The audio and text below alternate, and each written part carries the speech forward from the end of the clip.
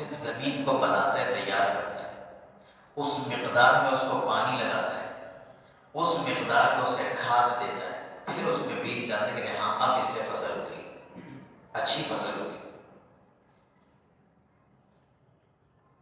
اسی لیے ایک خاندان کی بنیاد رکھی جا رہی ہے، نیا خاندان بننے جا رہا ہے، اور اس خاندان کی بنیاد اس سے پڑے گی۔ اور میں یہاں دینداری کو دیکھو گے تو دیندار خاندان ملے گا، اور اگر یہاں کسی اور چیز کو دیکھو گے تو پھر تمہیں دیندار خاندان نہیں مل پائے گا۔ تو پہلا حکم یہ دیا کہ دینداری کو دیکھ کر انتخاب کرنا۔ عام لفظ میں کہہ کہ لڑکے والوں سے یہ کہا گیا۔ دوسرا حکم ساتھ میں کیا دیا؟ لڑکی والوں کو بھی یہ کہا گیا، ان کے لیے بھی حکم آیا۔ لڑکے سے متعلق کیا کہا؟ حضرت ابو ہریرہ رضی اللہ تعالیٰ عنہ کی روایت فرماتے ہیں کہ اللہ کے نبی صلی اللہ علیہ وسلم نے فرمایا اذا خطب الیکم من ترضون دینہ وخلقہ فزوجوہ۔ جب تمہارے یہاں کسی کے طرف سے نکاح کا پیغام آئے، جیسا کہ لڑکے والے جائیں گے، بات کرنے جائیں گے، اس کو کہتے ہیں خطبہ، خطبہ نہیں خطبہ کہتے ہیں، اس کو نکاح کا پیغام بھیجو۔ فرمایا کہ جب تمہیں کوئی پیغام میں نکاح کا پیغام دے، تمہارے گھر میں بچی ہے، بہن ہے، جو بھی، اس کے لیے، اور ممن ترضون دینہ وخلقہ، دو صفتیں بتائیں کہ وہ لڑکا دیندار بھی ہے، دیندار سے بڑا ضروری نہیں کہ وہ 100% عالم ہو، متقی پر، بس دین پر چلنے والا نہیں ہے، وخلقہ، اور اس کے اخلاق بھی اچھے ہیں۔ تو فزوجوہ، اللہ نے اب نکاح کر دو۔ مال کا انتخاب نہ کرنا کہ اس کے بعد شرعی کہاں کی ہے، یہ کہاں پہ پڑھا ہوا ہے، کتنا کماتا ہے، کس کمپنی میں کماتا ہے، کون سے بینک میں ہے، یہ نہ دیکھنا۔ فرمایا دینہ وخلقہ، یہ دیکھنا۔ اچھے نتائج چاہیے ہوتا نا، تو اس کے لیے اچھی ورکنگ بھی کرنی پڑتی ہے۔ انسان کام مرضی کا ہو اور نتیجہ اچھا چاہے تو پھر اس میں بڑی خرابی آتی ہے۔ پھر اللہ کے نبی صلی اللہ علیہ وسلم نے خبردار بھی کیا، ان لا تفعل تکن فتنۃ فی الارض وفساد عریض۔ فرمایا کہ تم ایسا نہیں کرو گے، ان چیزوں کو نہیں دیکھو گے اور بس اپنی مرضی، اپنی نفسانی چاہت اور خواہش کے مطابق کرو گے تو تکن فتنۃ فی الارض وفساد عریض، فتنہ اور فساد بنتے رہیں گے، فتنہ اور فساد بنتے رہیں گے۔ یہ دنیا میں کبھی بھی کوئی انسان کسی کو مایوس نہیں کرتا، کوئی انسان کسی کو دکھ نہیں دیتا۔ انسان کو مایوس کرنے والی اور انسان کو دکھ دینے والی چیز سب سے بڑی انسان کی اپنی امیدیں ہوتی ہیں۔ کسی سے اتنی زیادہ امید لگا لیتا ہے انسان، اور پھر اگر وہ پوری نہ ہو، اس سے کم ہو، تو پھر گلے شکوے پیدا ہو جاتے ہیں، یار یہ تو ایسے کرتے ہیں، یہ ایسے کرتے ہیں۔ اس لیے اللہ کے نبی نے فرمایا یہ امیدیں نہ لگاؤ کسی سے کہ وہ کس ملک کا رہنے والا، اس کے پاس کس ملک کی نشنلٹی ہے، وہ کس سرکاری محکمے میں ملازم ہے، کتنی وہ مہینے میں کتنا کماتا ہے، تو میں یہ نہیں۔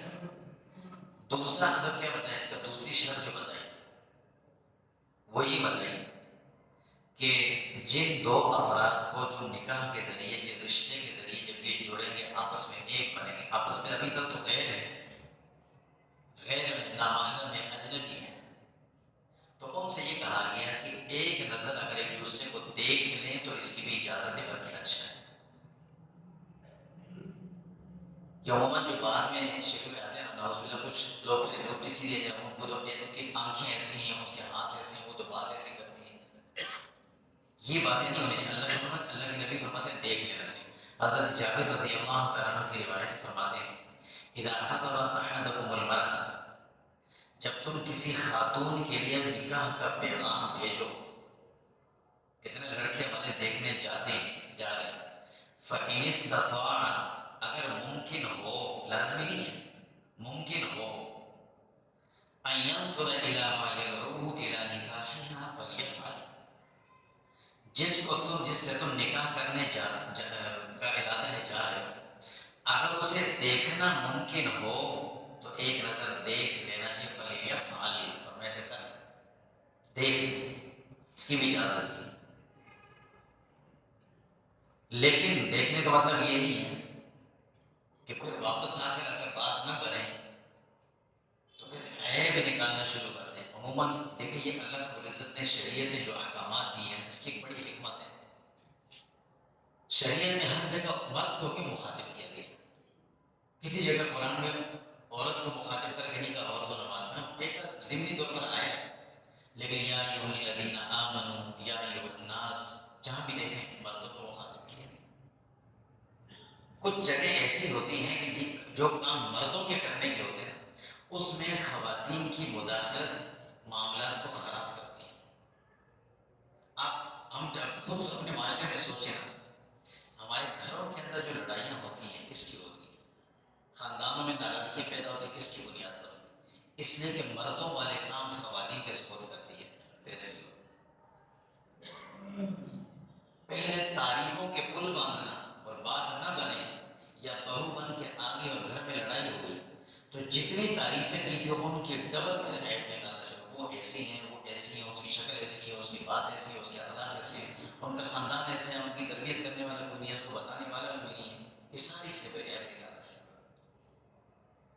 جس طرح اگر اللہ کے نبی صلی اللہ علیہ وسلم نے دیکھ لو، پسند آئے، دل چاہے نکاح کر لو، نہ چاہے تو کوئی بات نہیں، لیکن واپس آ کر اس کی برائیاں نہ بیان کر لو۔ جس طرح اپنے بچے کی برائی کسی سے سنتے ہوئے ہمیں برا لگتا ہے، وہ بھی کسی کی بچی ہے بچہ، اس کی برائی نہ بیان کرنا۔ اس لیے کہا کہ مت جائیں اس کام کو کرنے کے لیے۔ اکثر جگہوں پر ایسا ہوتا ہے، نکاح ہو گیا، اب وہ نکاح کے پیچھے جتنے بھی معاملات تھے وہ شریعت کے مطابق تھے یا نہیں تھے، وہ ہماری اپنی وہ ہے اپنا کام، لیکن آگے چل کر ذرا سی انبن ہوتی ہے۔ آج کل یہ چیزیں بہت سننے کو ملنے لگی ہیں، لڑکا نفسیاتی ہے، لڑکا ہے تو کوئی لڑکی نفسیاتی ہے، تو یہ پہلے نفسیاتی ہونا کس کو کہتے ہیں؟ بھائی ہر آدمی کے ساتھ اللہ نے نفس رکھا ہے، یاد رکھیں، اور اگر کوئی شخص نفسیاتی نہیں ہوگا نا تو وہ بیمار ہوگا۔ نفسیاتی کا مطلب کیا ہے کہ میرے نفس کے خلاف جو بات آ رہی ہے میں اس کو محسوس کر رہا ہوں یا نہیں کر رہا، نہیں کر رہا تو پھر تو بے ہوش ہے، وہ تو بھاگ رہے۔ یہ بار بار ہر ایک دوسرے پہ الزام لگانا، یہ کیوں ایسا ہو رہا ہے؟ اس کا مطلب یہ ہے کہ وہ جو نکاح کی بنیاد ہے وہ ہماری شریعت کے مطابق نہیں ہو رہی، جو آداب بتائے گئے۔ تیسری جو شرط بتائی گئی وہ یہ بتائی گئی کہ نکاح کرتے وقت لڑکا خود موجود ہے تو ٹھیک ہے، اچھی بات ہے، لیکن لڑکی عموماً نکاح کے وقت میں موجود نہیں ہوتی، اس کی طرف سے اس کے رشتہ داروں میں سے کوئی ولی سرپرست، ولی بھی وہ آدمی جو ان سارے معاملات کو سمجھتا ہو، وہ سرپرست بن کر وہ آئے اور نکاح کروائے۔ اللہ فرماتے ہیں فَانكِحُوهُنَّ بِإِذْنِ أَهْلِهِنَّ، بھئی تم نکاح تو کر سکتی ہو لیکن ماں باپ نے اپنے بڑوں کی اجازت سے وہ کریں گے، خود اس معاملے میں فیصلہ مت کرنا ماں باپ سے چھوڑ کر۔ حضرت ابو موسیٰ اشعری رضی اللہ عنہ کی روایت فرماتے ہیں کہ لا نکاح الا بولی، ولی اور سرپرست کی اجازت کے بغیر کون سا نکاح؟ یہ تو نکاح ہے۔ ہمارے میں ایسے کوئی الٹے قانون بھی بنتے رہتے ہیں، کہتے ہیں 18 سال سے کم اگر کسی نے نکاح کر دیا، باپ بھی مجرم، نکاح پڑھانے والا بھی مجرم، اس پر کیس ہوگا، لیکن خود اپنی مرضی سے جو مرضی کر لیں، باپ کو بھی ایسے کاٹ دو، باپ کو کاٹ کے کوڑ کو ڈال دو، جائز۔ اللہ کیا کہتے ہیں؟ اللہ کے نبی لا نکاح الا بولی۔ یہ بچوں کو اور نوجوانوں کو یہ چیز سمجھنی چاہیے، شریعت نے ان کو اجازت دی ہے، لیکن یہ اجازت میں خودسری نہیں بنایا ہے۔ ماں باپ مقدم ہے، پہلے ان کی مرضی ہوگی وہ کریں، ٹھیک ہے، مرضی تمہاری بھی شامل، انتخاب سلیکشن ان کی ہوگی۔ حضرت عائشہ صدیقہ رضی اللہ تعالیٰ کی روایت فرماتے ہیں کہ اللہ کے نبی نے فرمایا کہ جو لڑکی اگر اپنا نکاح اس طرح کرتا ہے فنکاحها باطل، اس کو باطل سے جو ہے ہی نہیں سکتے سے۔ خیر، چوتھی چیز کہ جہاں ولی کو کہا گیا کہ تم نکاح کرو، وہاں ولی کو بھی کہا گیا کہ اس بچے سے اور بچے سے اجازت بھی لو، یہ بھی حالت میں شامل، زبردستی بھی نہیں۔ اگر اس لڑکی یا لڑکے کی مرضی نہیں ہے تو یہ بعض قبائل نظام کے اندر جو چیزیں ہیں یہ بھی اچھی نہیں ہے، زبردستی جبرن کرنا ہی ہے، یہ بھی غلط ہے، یہ بھی شریعت نے اس کی اجازت نہیں دی۔ ابو ہریرہ رضی اللہ تعالیٰ عنہ کی روایت ہے، اللہ کے نبی صلی اللہ علیہ وسلم فرماتے ہیں لا تنكح الأيم حتى تستأمر ولا تنكح البكر حتى تستأمر۔ فرمایا جس خاتون کا نکاح ہو رہا ہے دو صورتیں، یا تو وہ بیچاری بیوہ ہوں گی یا مطلقہ ہوں گی یا کنواری۔ اگر بیوہ ہے یا مطلقہ ہے تو وہ تمہیں باقاعدہ زبان سے کہیں کہ ہاں میری مرضی ہے میں راضی ہوں تو پھر ٹھیک ہے، ورنہ نہیں۔ اور اگر وہ باقاعدہ بچی ہیں، والد اس سے اجازت نہیں، وہ اگر کسی اشارے سے بھی اجازت دے دیں تو اس کی اجازت کافی ہے، زبان سے بلوانا ضروری نہیں ہے۔ بلکہ اللہ کے نبی نے ایک موقع میں یہی فرمایا سکوتها اذنها، اگر وہ خاموش ہو جائے والد اس سے پوچھیں یا پھر پوچھیں وہ خاموش اختیار کر لے تو یہ اس کی طرف سے اجازت سمجھی جائے، تو یہ سے بھی اجازت دینا ضروری ہے۔ پانچواں ادب جو بتایا، پانچویں شرط جو بتایا گیا نکاح کے لیے، وہ ہے نکاح چھپ کر نہیں کرنا، کھل کر عام سب کے سامنے کرنا، سب جتنے لوگ آ سکیں شریک ہو سکے اس میں کریں۔ اللہ سبحانہ و تعالیٰ قرآن مجید میں بھی اس کا اعلان فرماتے ہیں محسنات غیر مصافحات ولا متخذات اخدان، فرمایا کہ وہ عورتیں جو نکاح کر رہی ہیں اس اللہ کے حکم کو پورا کرنے کے لیے پاک دامنی کی، اپنی پاک دامنی کی حفاظت کے لیے چھپ چھپا کر نہیں، تعریف فرمائی۔ اور ساتھ میں حضرت عائشہ صدیقہ رضی اللہ تعالیٰ عنہ فرماتی ہیں اللہ کے نبی صلی اللہ علیہ وسلم نے کیا فرمایا اعلنوا هذا النکاح، نکاح جب کرو نا اس کا اعلان کرو۔ اعلان سے مراد یہ نہیں کہ مسجد میں آ کر اعلان کر اسپیکر کھول کر، اعلان سے مراد یہ کہ سب کو بتا دیں، اپنے خاندانوں میں بتا دیں، سب کو بتا دیں کہ بھئی اتنا اللہ کا نکاح ہو رہا ہے۔ یہ سنت ہے، بتانا چاہیے، کوئی آئے نہ آئے وہ الگ بات ہے، اطلاع ضرور کرنی چاہیے، یہ آداب میں شامل سنت ہے۔ چھٹی شرط یا چھٹا جو آداب یا سنت ہے نکاح کی وہ یہ کہ نکاح کو مساجد میں کرنا چاہیے، نکاح مسجد میں ہونا چاہیے۔ جو چیز اپنے مقام سے ہٹتی ہے نا وہ نقصان دیتی ہے ہمیشہ۔ انسان کے جسم کے اندر بھی اللہ نے جو اعضاء جہاں رکھے ہیں جب وہیں رہتے ہیں نا تو وہ کام کرتے ہیں، اور جب وہ جگہ سے ہٹتے تو کام بناتے ہیں۔ اسی طرح عربی کا مشہور مقولہ آپ کہتے ہیں نا وضع الشیء فی غیر محلہ ظلم، کسی بھی چیز کو اپنے مقام سے ہٹا کر دوسری جگہ رکھنا یہ ظلم ہے۔ نکاح ایک عبادت ہے اور اللہ کے نبی صلی اللہ علیہ وسلم نے فرمایا وَاجْعَلُوهُ فِي الْمَسَاجِدِ، ان کو مسجد میں کیا کرو۔ جب تک یہ نکاح مساجد میں ہوتے تھے نا تو یہ لڑائی جھگڑے یہ علیحدگیوں والا نظام کی تصور نہیں تھا، اور جیسے جیسے ہم نے نکاح کو اٹھا کر گلی محلے میں لے گئے بلکہ اس سے بھی آگے لے کر حالوں میں لے کر چلے گئے، اور پھر اس سے بھی آگے مخلوط اس میں مزاج بٹھا کر، اور پھر اس سے بھی آگے کہ نکاح کے آگے پیچھے گانے چلے، درمیان میں تھوڑی دیر کے لیے نکاح چل رہا تھا، تو پھر اس کے اثرات غلط آنے لگ گئے شروع ہوئے۔ ہم نے اس چیز کو محسوس نہیں کیا لیکن دیکھنا چاہیے۔ ہم اگر کسی جگہ گانے چل رہے ہوں تو وہاں جا کر نماز پڑھیں۔ ایک دفعہ کسی جگہ کام سے جانا پڑا، اتفاق ان دنوں میں کراچی میں حالات اکثر خراب ہو جاتے ہیں، بینک میں تھا تو نماز کا وقت ہو گیا، باہر کے حالات خراب، دروازے بند ہو گئے، بینک اندر بیٹھے، اب نماز قضا ہو گئی تو ہم نے تین چار سفر نماز جماعت سے نماز پڑھنا شروع کی، تو بینک میں عملے میں سے دو تین آدمی نے بڑا سخت اعتراض کیا آپ اس جگہ نماز پڑھنا ہے کیوں؟ آپ کو پتہ ہے کہ بینک ہے یہاں تو نماز نہیں ہونی چاہیے۔ میں نے کہی تو آپ کو پہلے پتہ ہونا چاہیے کہ یہ بینک اتنی ناپاک جگہ اور کیوں بیٹھے ہیں؟ پھر باہر کا راستہ بند تھا۔ تو دیکھیں اگر ہم ایسی جگہ نماز پڑھتے ہیں نا سب اعتراض کرتے ہیں، تو یہ نکاح کیوں ایسی جگہ چلا گیا؟ یہ کیوں مسجد چھوڑ کر وہاں چلا گیا؟ اس کو بھی تو سوچنا چاہیے، یہ بھی تو سنت اللہ کے نبی، اس میں بھی تو خطبہ پڑھا جاتا ہے، اللہ کا قرآن کریم کی آیات پڑھی جاتی ہے، اللہ کے نبی فرماتے ہیں وَاجْعَلُوهُ فِي الْمَسَاجِدِ، اس کو مسجد میں کرو، ہم اٹھا کر وہاں لے گئے، بڑی خرابی ہے اس اندر۔ اس لیے نکاح کے لیے جس کا بھی ہو، جس کا دل مانے یا نہ مانے، کوئی مانے یا نہ مانے، یہ عذر نہ چلے کہ یار اس دن بس اب کیا کریں تو ہماری چلتی نہیں، اس دن چلانی پڑے گی۔ ڈرائیونگ سیٹ پر مرد کو اس دن بیٹھنا پڑتا ہے، بیٹھ کر اس دن یہ نکاح کا انعقاد مسجد میں کریں، جو ہو گئے سو ہو گئے۔ اب آئندہ کے لیے اس سنت پہ تو کم سے کم عمل شروع کریں. بہت خرابیاں اس کے اندر آ گئی. فرمایا کہ وجعلوا فی المساجد، یہ چھٹا حدیث. ساتویں چیز اللہ کے نبی صلی اللہ علیہ وسلم کی گواہ. نکاح کے وقت میں 2 گواہ ہونے چاہیے. یہ رکن ہے نکاح فرض لازمی. لا نکاح ابن عباس رضی اللہ تعالیٰ عنہ کی روایت میں فرماتے ہیں کہ اللہ کے نبی صلی اللہ علیہ وسلم نے فرمایا البغایا التی ینکحن انفسهن بغیر بینہ. یہ جو گواہوں کے بغیر چھپ چھپا کر جا کر نکاح کر لیتے ہیں، اللہ کے نبی صلی اللہ علیہ وسلم البغایا، یہی باغی عورتیں ہیں، یہ باغی لوگ. یہ بغاوت ملک کے خلاف نہیں، یہ قوم کے خلاف نہیں، یہ اللہ کے خلاف.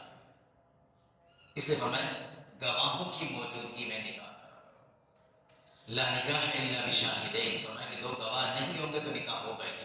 اور گواہ بھی کون ہونا چاہیے؟ عاقل بالغ سمجھدار مرد 2 آدمی ہونے چاہیے، ان کی موجودگی میں نکاح ہوگا.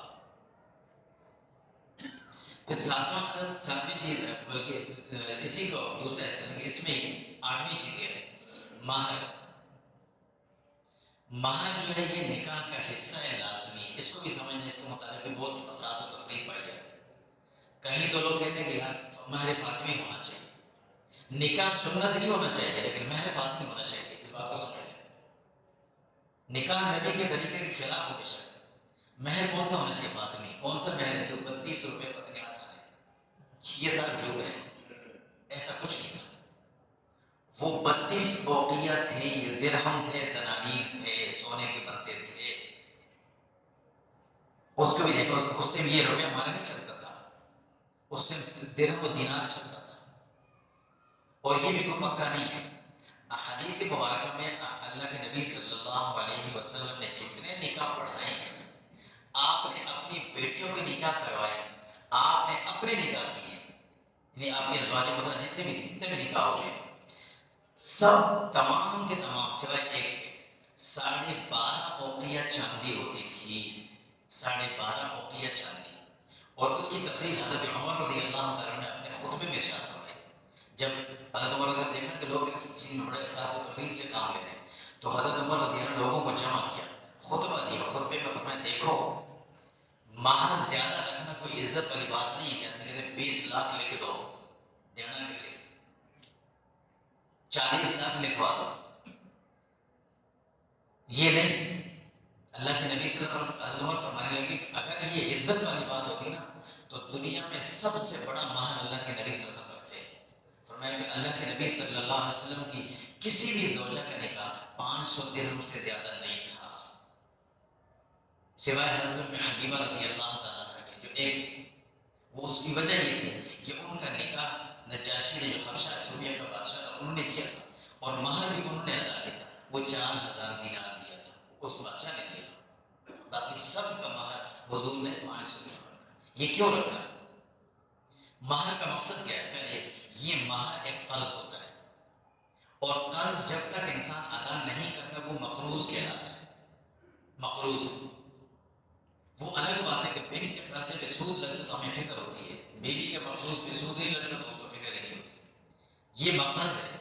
اور اگر مہر دیے بغیر کوئی شخص دنیا سے چلا گیا یہ مقروض کیا ہے. اور مقروض آدمی، اللہ کے نبی صلی اللہ علیہ وسلم کے سامنے ایک شخص کا جنازہ آیا جو کہ مقروض تھے. حضور نے فرمایا اس میں قرض ہے؟ فرمایا ہاں قرض ہے. فرمایا میں اس کی نماز جنازہ نہیں پڑھاتا، آپ لوگ پڑھ رہے. ایک صحابی نے فرمایا رسول میں ان کا قرضہ سارا ادا کرتا ہوں. فرمایا ٹھیک ہے پھر میں پڑھا دیتا ہوں. قرض اس کو جتنا جلد ہو سکے سے ادا کر دینا چاہیے، جتنا جلد ہو سکے. اور اتنا شریعت نے اس کی مقدار کیا دی، فرمایا اتنا رکھو جتنا لڑکا آسانی سے ادا کر سکے، زیادہ کم بھی نہ ہو. اگر وہ صاحب حیثیت ہے اور وہ مہر فاطمی کے نام لیتا ہے تو یہ بھی ایک اچھی بات نہیں. وہ مہر رکھے مناسب لیکن ادا کرنا لازمی ہے. اسی طرح مہر کے ساتھ ساتھ ایک چیز آتی ہے جہیز کی،